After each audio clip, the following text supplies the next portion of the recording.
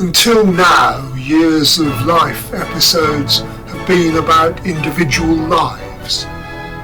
This one is about a partnership, but told by one person because she's losing her lifetime love to dementia.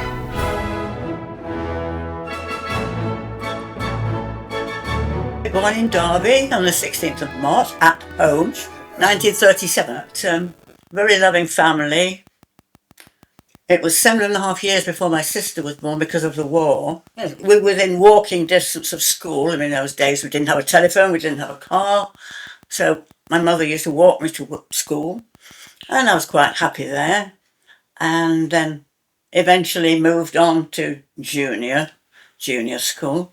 And I still liked it very much. And I was always interested in books and reading. And my father used to say, Iris, if there was a fire and we were all rushing out of the front door and you saw a book you hadn't read, you'd stop in the flames to read it. And he wasn't far short of the truth either. So you're a war child in that sense? Just before the war, so I don't have any personal experience except what my parents told me. And I remember, one or two things. We had to have an Anderson shelter in the garden, and all the neighbours helped. And then I sort of remembered my mother saying when I was a baby, and that was when the war was on, and the German aircraft came over to bomb Rolls-Royce because we weren't very far from the Rolls-Royce factory where we lived. And she remembered going to the door and looking up and, oh, it's not one of ours. Oh, and rushing to get me and rush to the shelter, So I do remember that. And I remember when they used to give you orange juice and little packets of cocoa powder and all the things that went on because there was a shortage during the war. And actually, people were healthier then, really, because they didn't have all the sugar that we have nowadays. My father worked at the carriage and wagon works just down the road, and that was a sort of reserved occupation, so he didn't get called up. But he was in the ambulance brigade, and also he had to go and help unload the troop ships that came in. Well, not ships, sorry, the troop trains that came in with the wounded soldiers. He could be called on to go down to the station to help unload the men, the soldiers. Very creative because he wrote stories. And he used to not only tell us stories at night, my sister and I, bedtime stories, he made them up. Yes. And, I unfortunately, I've not kept any, but, I can remember that. So that's maybe where we get my sister and I get our creative writing. We didn't go short of food. My mother knew how to make, a penny work for 2 pennies. Yeah. And she made everything from scratch, made her own bread. My father had an allotment, so we always had basic vegetables. You had jam sugar, but she made jam. And people knew how to make and mend, and so which is just lost now. The youngsters wear clothes for once and throw them out. Think, what? You don't know what it's like. Have you ever darned a sock? So that immediate post-war period, you will by that time have been in infant school and primary school. Yeah, I liked that school. We had a very good headmistress, Miss White, her name. They said, "You're a bit different to the other children. You're so creative." And, Yeah, well, yes, like a bit of praise when you're that age. Oh, yes. I mean, we thrive on praise, don't we? There was a lot of, not to say poverty, but children from homes that were much worse off than even we were. And I remember an outing to London. But, this particular pupil, the parents couldn't have afforded even the train fare down to London. But, we used to make things and sell them to raise funds so that, the lesser well-off pupils could join the trip. Because my father worked on the railway, we had some advantages because he had reduced fares tickets so that we always went on holiday. We went down to Cornwall and so forth, but I think one year we went to Buxton. Yeah. So and you went to the grammar school 11 plus? Yes. I quite enjoyed going to grammar school, but I don't know whether they really taught you how to reason. It was. I said, well, Well, it's like a sausage machine, actually. I had to go into hospital. I had a problem with my right leg, and it was sort of twisted a bit, so they had to reset it. And in those days, it was a very lengthy business, and I was away from school for 9 months. You know, maths was not my strong point, and that's always affected me the rest of my life. But English, they'd send some lessons to home, and I read avidly. So English and my vocabulary was okay, but maths, not so good. I never knew what I wanted to do, really. But the headmistress said, well, how about working at the library? So they've got a vacancy, so there I went. And I was very happy there because, books was my big love. And meeting people and talking to people and finding things out. Always looking for knowledge.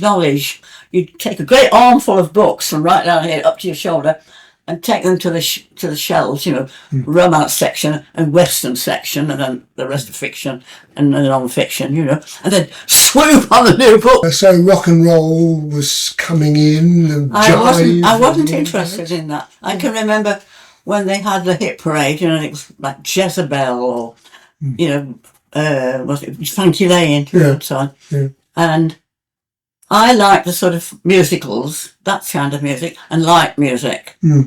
I was never wanting to anything that was too loud. Tell me your husband's name to start with. Kenneth John, but he's only known as John, which makes a bit of a confusion nowadays because Kenneth was his first name. They say, can I speak to Kenneth? Kenneth, who's here? Call him John. But he's a native of Derby as well. He is a native of Derby as well, yes. He was born in a nursing home, actually. Oh, right. In 1935. Okay. So, a couple of years older than you. What sort of area, what sort of part of Derby did he grow up in? What was his home? It was Littleover, really, mainly, that they lived, and we lived on the main road, sort of. In a way, we were different classes. His father was a headmaster, his mother had been a teacher, his sister's a teacher, was... So very middle class. So his schooling, do you know that? Yes, Derby School, when originally it was the local Church of England school at Littleover, and then, I suppose from then, he moved on to Derby School, which was a grammar school in the town centre, actually. So I think he quite enjoyed that, but he didn't stay till the sixth form, or did, I can't remember really. But then, when he'd been at the library for a short time, he had to go and do national service in the RAF. But he used to come home, leave time and so on. And then when he finished with that, he went back into the library. But while he was doing his national service, he came into the library, and as they say, our eyes met. And I thought, that's a bit of all right. It was his 21st birthday, and I sent him a birthday card. I used to write to him when he was doing his national service. 50365570 was his number. I can still remember that. Then he was stationed in White Waltham, and he used to go into London quite often on his free time. I think he went to every single theatre in London and concerts when he could. And he used to say, well, I sat opposite Ralph Vaughan Williams. Some of his colleagues, they were sent abroad, to Christmas Island. Oh, yeah. And of course that was where they did the nuclear, and he said a lot of them died of cancer as a result. So he was very grateful that he was still stationed in this country. Back to the library, back to where he started out, back to where you were. Yes. As what? Was he... Well, he was a sort of an assistant. But he wanted to sort of, better himself and get better jobs, so not to stay in Derby. But by that time we were going out together, got engaged, and got married in 1960. So how old were you when you married? I was 23 and he was 25. We were married in the Methodist Church in Littleover, actually. The church was full to the back, because there were relatives and friends and colleagues and everybody else, And the photo was hundreds of them there. It was lovely. It was a do-it-yourself one. We hired a village hall, and neighbours helped and friends helped, and I made the wedding cake with my mother, and a friend iced it to what I wanted. I wanted bluebirds on it, and I wanted so-and-so on it, and I got a lovely photograph of it. It was a shame to cut into it, really. But, it was all, it wasn't caterers that came in. No, it was all, somebody boiled a ham, boiled, that sort of thing. Was it a comfortable life, or was it a difficult life? I wouldn't say it was difficult. I mean, I was very much into cooking and baking and making things from scratch and doing the garden. No children? No children. As it subsequently turned out, eventually, after 10 years of suffering, they finally diagnosed endometriosis. And I was founder member, really, of the Endometriosis Society. All they could do at that time was give you painkillers. But it does have an impact on your life. Oh, yes. Both of you. Yes, it was. There's nothing you can do about it. Yes, well, you didn't feel. I don't want to take painkillers, for years and years, but then, okay, well, you don't want to be doubled up in pain and screaming in agony, So it was quite difficult. So, just the two of you, and his career, John's career, let's look at that for a moment, if we can. Shell, not an obvious place for a librarian. Well, because there were technical libraries. And he became really basically a technical librarian. Yeah. Originally, when he left Derby Library, he went to Rolls-Royce in Derby and was an assistant there. And then, as I say, he worked at Shell. And he needed to take 2 buses to work. And that's when he taught himself Czech, the Czech language. On the bus? On the bus, as you do. So how, with headphones or? It was the music. It was the music, because he was always interested, and then he began interested in Central European music, and particularly in, as then was, Czechoslovakia. Yeah. And he got friendly with what he wrote to the National Library, wanted to know more about these composers, because apart from Janacek and Dvorak and Smetana, not a great deal was known about any of the other composers. And so he wrote to the library, could they suggest anyone he could contact? And they said, oh yes, try writing to Dr. Miroslav Blaha, who is an expert on the band music, which John was interested in. Wind band, I should say, not brass band, wind bands. So when we went to Prague for the first time in 1963, we met this Dr. Raha, and he opened the door to the composers and the conductors and the military bands and so on. And we've got to places that perhaps the ordinary public wouldn't get to, in the bad old days of communism. But the bad old days of communism meant that you could go to the opera about 50 pence.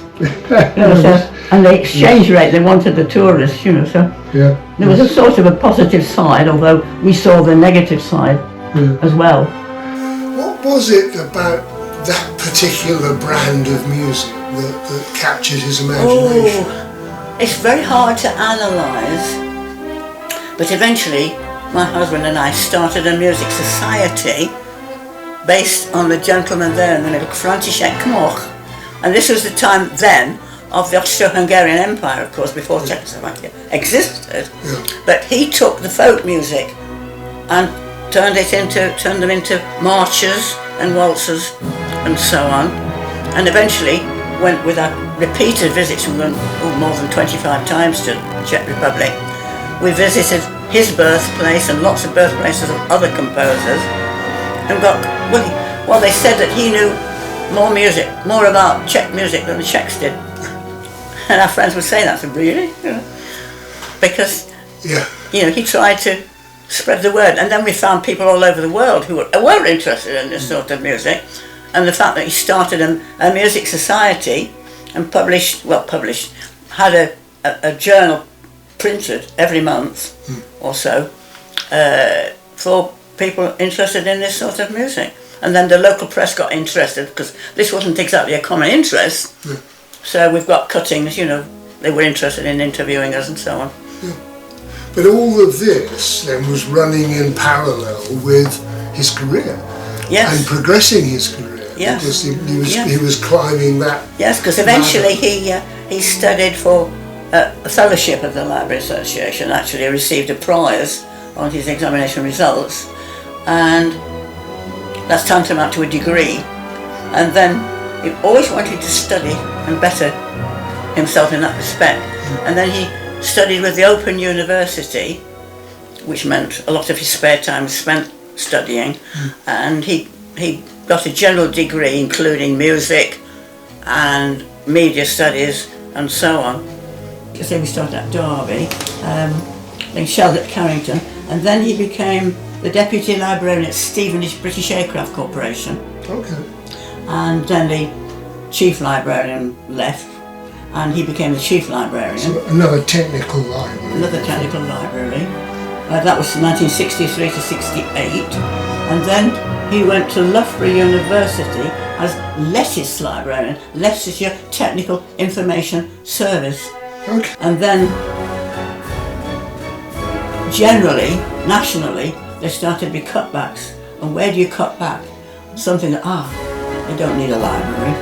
Oh, yes, they do, but so that came to an end, and he was looking for something for quite a while, and eventually got a job as Chief Cataloguer at Brighton Polytechnic, as it then was.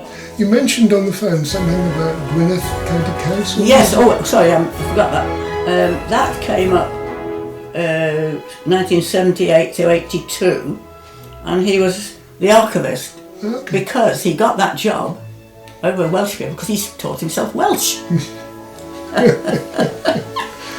So he was fluent in Welsh, German, Czech, and goodness knows what else. He had a go at lots of other languages, Swedish. The final move was to the Bodle Hospital near Rhyl, where he became the Chief Medical Librarian for North Wales, and had an oversee of not only the library there, and it grew so much they had to build another one. It's also covered the Child Guidance one, the Alexandra one on the coast, the Wrexham Teaching Hospital, and Colwyn Bay. So he covered quite a wide area. He sounds an absolutely fascinating individual, and life must have been interesting. Hey, you could say that, yes, but I felt, a bit nagging a lot. You do spend a lot of time studying, and your hobby, interest. What about me? I was a sort of backup system. I did everything else. He studied and went to work, and I did everything else: the gardening, the cleaning, the cooking, the repairing of the house. I mean, I suppose at the end those were quite well-paid jobs, and well, his was at Bodle Withern, yes. And when he was 58, he said, "I don't want to do this anymore." I said, "Oh, well, it's going to," I said, "if you retire now, it's going to affect your pension." And we didn't know that, 30 years later, we'd still be alive, but 80 odd, but there it was anyway. So, there were quite big medical staff there. "We don't want to lose you, you stay on a little bit longer, But he was determined to go. The day came and he retired and did a nice party for him. The day after, we went to Czechoslovakia again. One day later, and an executive recording from the recording firm Edit approached him because his fame had reached there that he was an expert in Czech band music. "Would you like to import our CDs?" So he did that for a few years. It didn't bring us in much money, but it gave us wonderful contact in the music world. So was that the final move? Did you move from Rhyl to Shrewsbury? Yes, and we always wanted, for many years, when we used to come to the Shrewsbury show, and sometimes we stayed for several days to see the rest of Shropshire, and went into Herefordshire, and I used to think, why aren't I living here? We liked Shrewsbury because it had a lovely mix of history, old buildings, and so on, and countryside. And we were very fortunate. We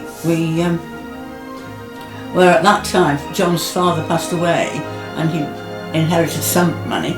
So we were able to buy a bigger house. It seemed crazy moving to a larger premises when you're retiring age.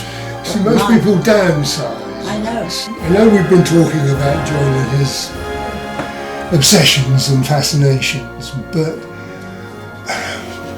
what about your obsessions and fascinations? What about the writing? What about... Yes, well, I did I don't say self-published, it sounds a bit pretentious. I had an old-fashioned wax duplicator, don't you remember? Yes, I do, yes. And I produced a collection of poems called Creation Secrets. Okay. And then I was very interested in photography always. I've got quite a few, I think they're pretty good photographs, you know. That, and also crafts. And I forgot to ask. I did creative embroidery. I had a brilliant tutor in this technique, you know, gold thread embroidery, real gold on silk. And, well, I've got it in the bedroom, an angel I embroidered, you know, in silks and so on. And that's what I miss now, because so much of my time now is gobbled up seeing my husband, who's in a care home because he's got dementia, and other things. I've got to develop certain health problems which take up a lot of my time. I don't have the time yet to be creative very much. Do you regret not taking your own career path forward? Or? Sometimes, but I thought, well, when would I have had time to study? Because he was always the one taking up all the time studying. Do you share this passion for Czech music? I mean, yes, to a large extent. I mean, he did eventually, the society that he formed, they sponsored a CD and he wrote all the sleeve notes. And I began to appreciate the finer points. You know, there's a difference between, obviously, an ordinary waltz and a Viennese waltz. It's that lovely fraction of a second's pause. Komzak, which is the chief, he was a contemporary, more or less, of Strauss, the Strauss family. There were symphonic poems in a way, you know, there were, and then Fuchik, which John was an expert in. I mean, everybody knows Entry of the Gladiators, but they don't know that he wrote a lot of other stuff, which is wonderful, but they never played here. You know, they're so vivid and so descriptive, you know. I think, what a shame that you don't even hear them on Classic FM. You know, when they play some of the music. The further east you get, the more, not to get frenzied, but the more that kind of music is not it's so different, it's more vibrant, you know, more lively, they leap about, you know, and it's great, you know, the energy there. And we were invited to one festival, it was a competitive festival for various bands, and at the end when they were announcing the winners and giving out the diplomas, and then they said, "Pani John Bladon of it." Oh.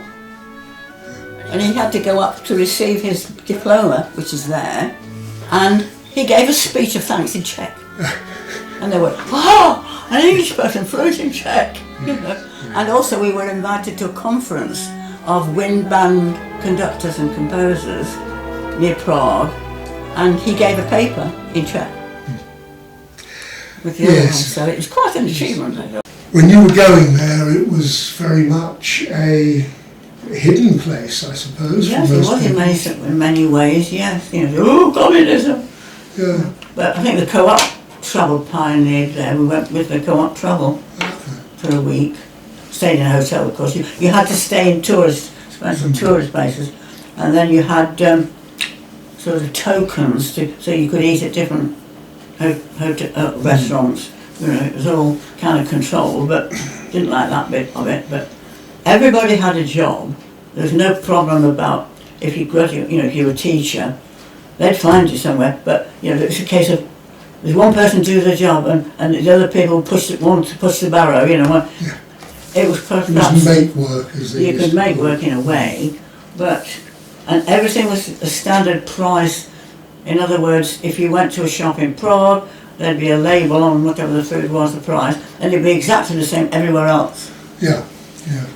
And you had to go to one place for you wanted some ham or whatever. You'd say, "I want that," and then you'd go to another point to pay for it, and another point to have it packaged. So self-service was virtually unknown, you know, in those days. Yeah, yeah. But the people, compared to us, you think they'd got so much less than we'd got. Much more but fairly they shared. I mean, you'd only got to, a lot of things there. Oh, your mother has some very nice clothes. got it out on the table. Take it, take what you'd like. Oh, got to be careful what I admire because I'll give it to me. Apart from anything else, I mean, there are some things that we bought, and that was one of the first pieces that we bought. Your first visits to Czechoslovakia coincided with the beginnings of the Prague Spring, which was so brutally put down by the Soviet army. Did it feel oppressive in any way? Well, knowing that we were only there for a short time, and then eventually we did stay with friends. I mean, you had to register with the police if you were there on your own, not with a travel firm. As long as you handed in your passport, they made a note. That was okay, because then they knew where you were. I mean, you had to fill in a visa form in what's not triplicate, more than triplicate, with a photograph and all the rest of it. And you had to spend a certain amount of money, which wouldn't be re-exchanged back again. So, because there wasn't a great deal that we wanted to buy, what do we do with it? But we just left it with our friends, to pay for our keep or whatever, So that was no problem. The Soviet Union, when it was the Soviet Union, had a reputation for being quite good about certain arts. Anyway. Oh, absolutely. It was so cheap to go to the opera. Were these composers sponsored by the state back in the Well, yes, eventually they got a state pension.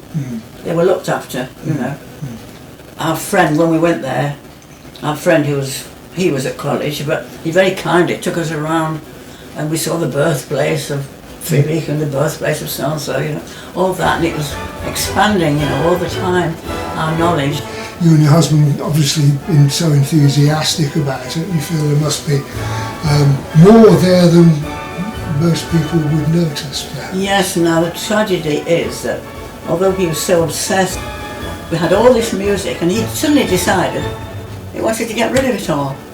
And all I've got now are two CDs of a band playing Komzak music, and I don't think I've got any of the monster concert in Colin, because you can see from the photograph there would be thousands there in the town square.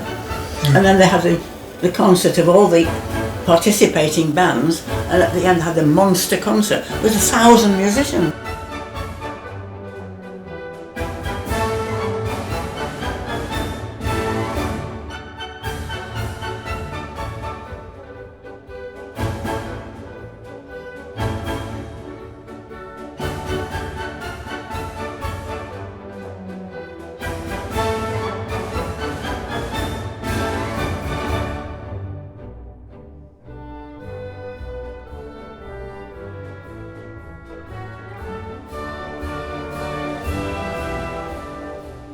We went to Vienna, of course, quite a few times. We got a friend there who was played in the Spa Orchestra in Baden-Baden. My arthritis got worse, and then we heard about this spa in Germany called Bladon. And it was a proper, it's a spa, that it was in an area of radioactive radon, but in carefully monitored doses. It was used to treat arthritics. And you had one strength in the special baths, had a different strength in the swimming pools, a different strength for drinking, and I went a couple of times, it was lovely, and I took a deep breath. Oh, I know what they mean when they say the air is like champagne, because all these pine forests you looked out on, and that was where, 3 days before we should have come back, I didn't collapse, but I was in agony, and they sent for the Red Cross ambulance and took me to the hospital, x-rayed me and said, "You've ruptured your diaphragm." For the next 2 months I was in hospital, and poor John, he had to visit me twice a day in hospital. Let's try and deal with what's happened more recently. We're having to get benefits now, because his care fees, we didn't know that he'd got dementia then. When he developed dementia, £800 a week, and that was one of the cheapest places. So what do you do when the money runs out? Quite. But being here, you get help and assistance because, I've got the pendant. What happened with John? I mean, how did he deteriorate? Well, You think at first, oh, it's old age. It's forgetfulness, yeah, we all do it. Yeah. And then, hang on a minute, you don't normally put things that should be in the fridge in the oven and vice versa, or leave the hot plates on, or be found wandering in the car park.